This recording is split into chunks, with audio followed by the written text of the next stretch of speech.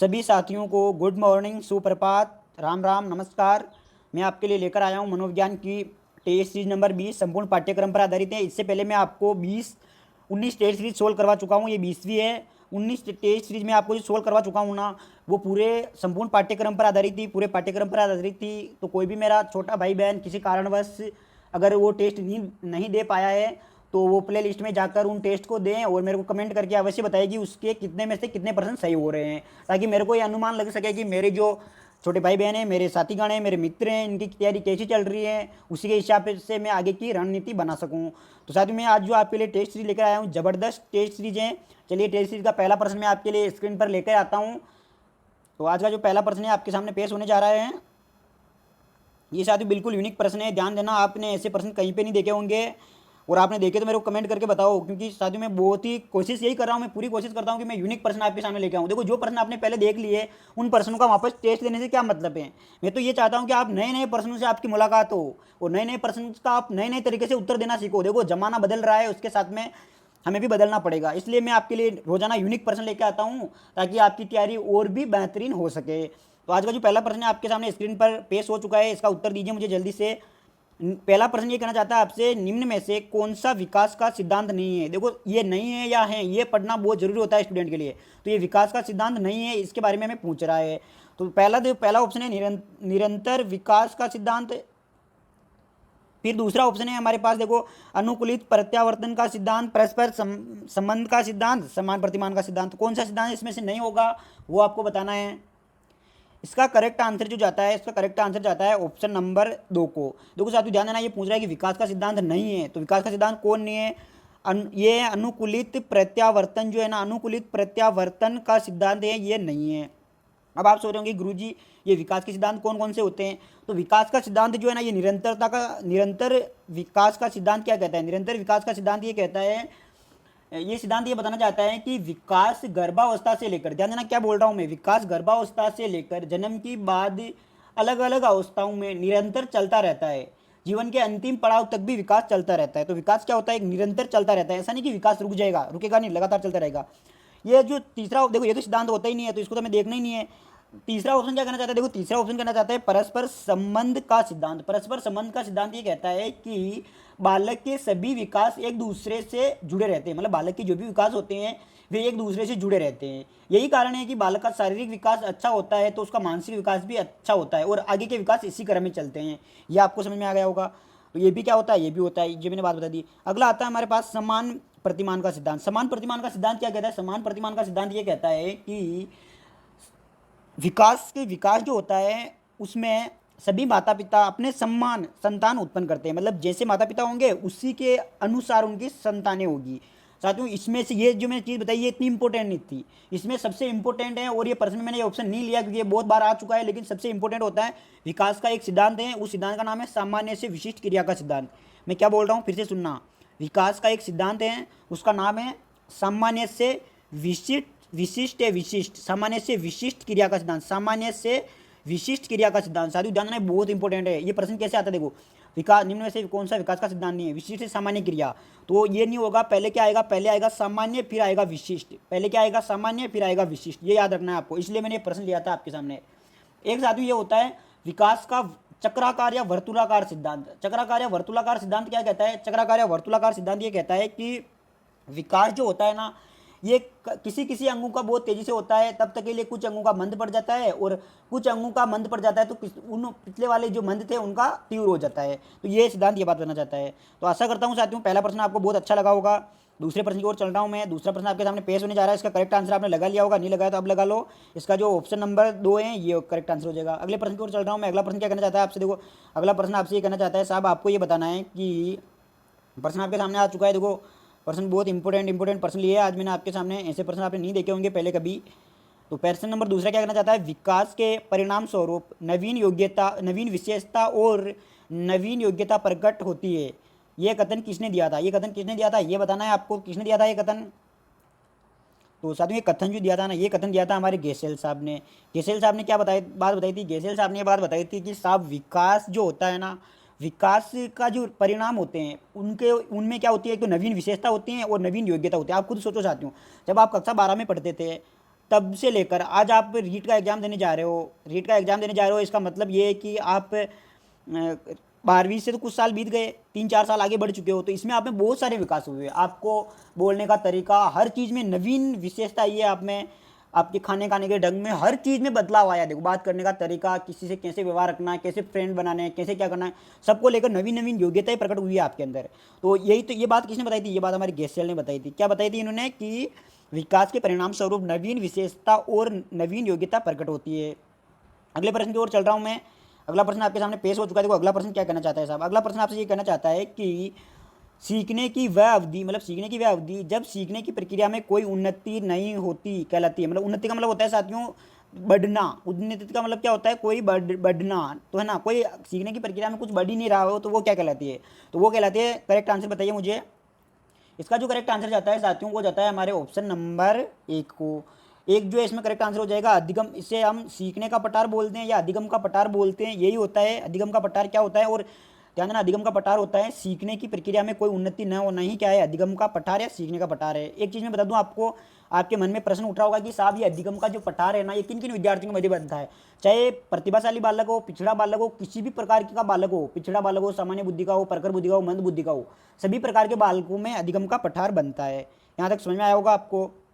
अगले प्रश्न की ओर चल रहा हूँ मैं। अगला प्रश्न क्या है? देखो, अच्छा, अधिगम का वक्र और या पठार दोनों अलग अलग होते हैं, ध्यान रखना। आप सोच रहे हो कि साहब वक्र क्या होते हैं? तो वक्र तो हमारे सीखने की मात्रा और सीखने के समय पर निर्भर करते हैं। किस पर? मैं क्या बोल रहा हूँ, सुनना। सीखने की मात्रा और सीखने के समय, इससे तो बनता है वक्र। और पठार बनता है कि जो हम सीख रहे हैं उसमें कितना उतार चढ़ाव आ रहा है, ठीक है ना, कितना उतार चढ़ाव आ रहा है, इससे बनता है। अगले चौथा प्रश्न की ओर चलता हूँ। देखो चौथा प्रश्न आपसे क्या कहना चाहता है। चौथा प्रश्न सिंपल प्रश्न लिया है, ज़्यादा कोई टफ प्रश्न नहीं है, लेकिन इंपॉर्टेंट जरूर है। सीखने का प्रयास व भूल के सिद्धांत का प्रतिपादन किसने किया था? किसने किया था? जल्दी से बताइए मुझे, किसने किया था? ये आपको आराम से याद होगा। ये प्रश्न कई बार मैं भी दोहरा चुका हूँ इसी प्रश्न को। प्रश्न नंबर 4 का करेक्ट आंसर क्या हो जाएगा? तो आपके मन में आ रहा होगा कि साहब ये तो थॉर्नडाइक ने बताया था, बिल्कुल सही है। भूल और प्रयास, प्रयास एवं प्रयत्न एवं त्रुटि, संयोजनवाद, संबंधवाद, ये सब एक ही नाम है। और ये किसने दिया था? ये दिया था हमारे इसने, थॉर्नडाइक ने। कोलर ने क्या दिया था? तो ध्यान देना साथियों, कोलर साहब जो हैं, इन्होंने एक चिंपांजी नामक वनमानस पर प्रयोग किया था और ये गेस्टाल्टवाद से संबंधित है। ये पावलोव हैं साथियों, टाइपिंग मिस्टेक हो गई है। क्या है? ये पावलोव है, यहाँ पे पावलोव हैं। पावलोव ने आपको पता है कौन सा अनुकूलित अनुक्रिया का सिद्धांत दिया? गेस्टाल्टवाद से संबंधित कौन है? गेस्टाल्टवाद से कोलर संबंधित है। और इसका जनक कौन है?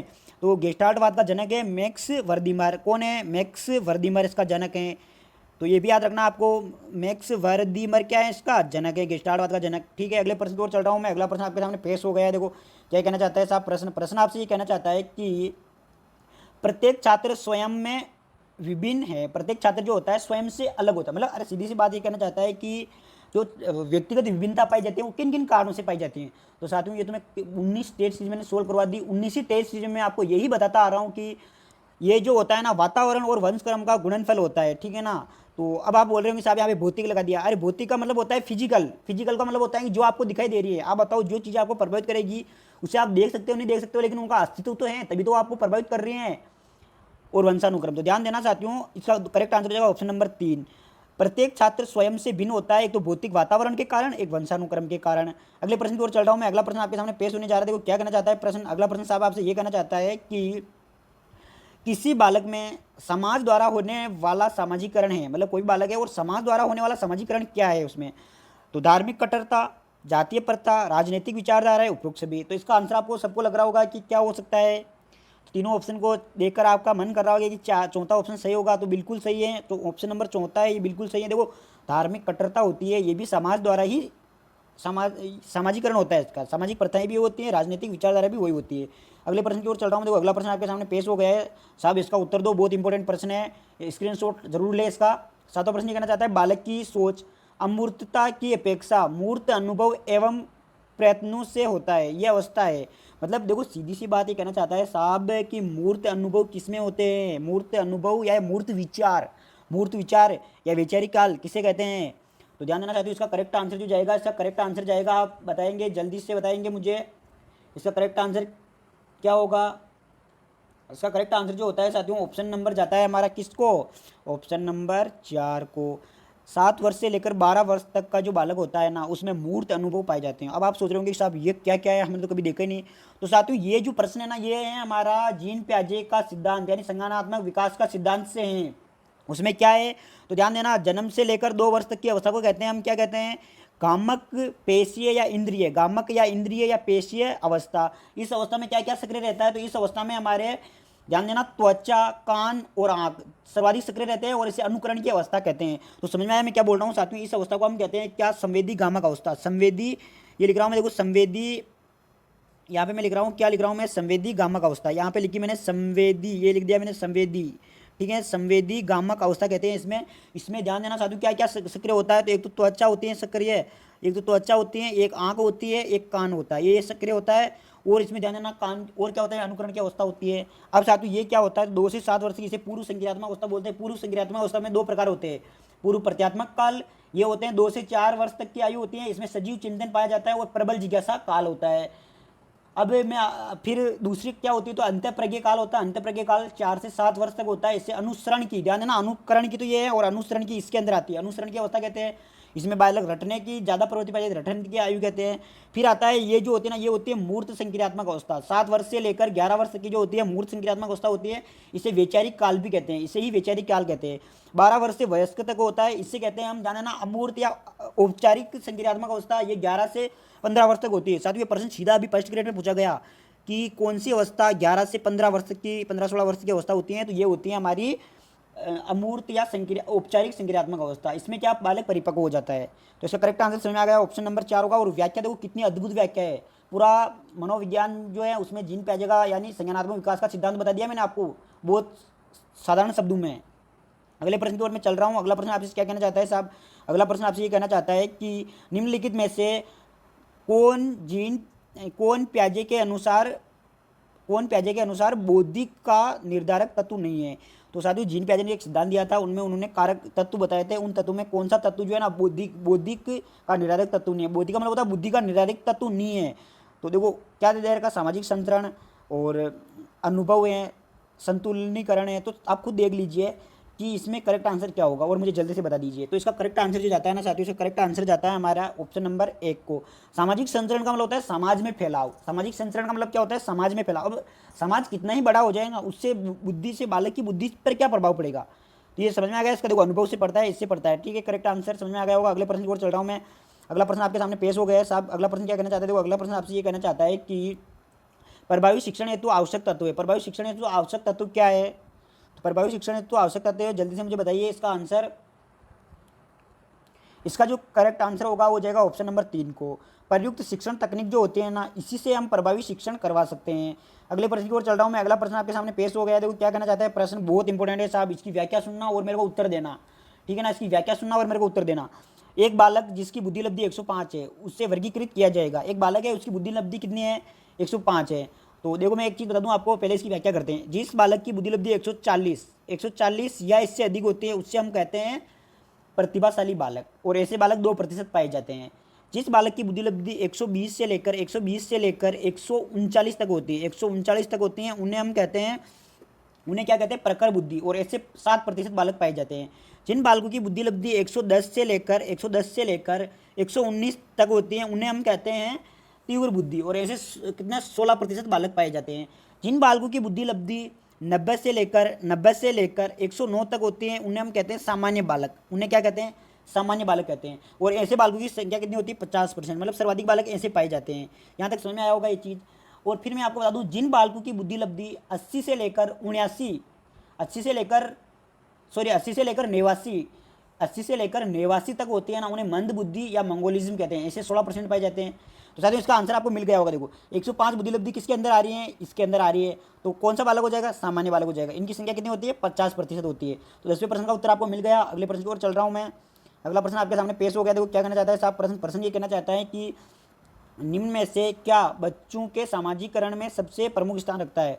मतलब कि बच्चों के सामाजिकरण में कौन प्रमुख स्थान रखता है। अच्छे कपड़े देखते हैं, देखे, खेल देखते हैं, बच्चों की अच्छी पाठ्य पुस्तक। अब आपको देखो, इसको अच्छे कपड़े तो आपने काट दिया होगा, लेकिन इन दोनों में आप कंफ्यूज हो रहे होंगे। तो साथियों कभी भी कंफ्यूज नहीं होता है, और नहीं होना है। और इसका करेक्ट आंसर क्या देना है आपको, खेल। ध्यान देना, खेल से सर्वांगीण विकास होता है।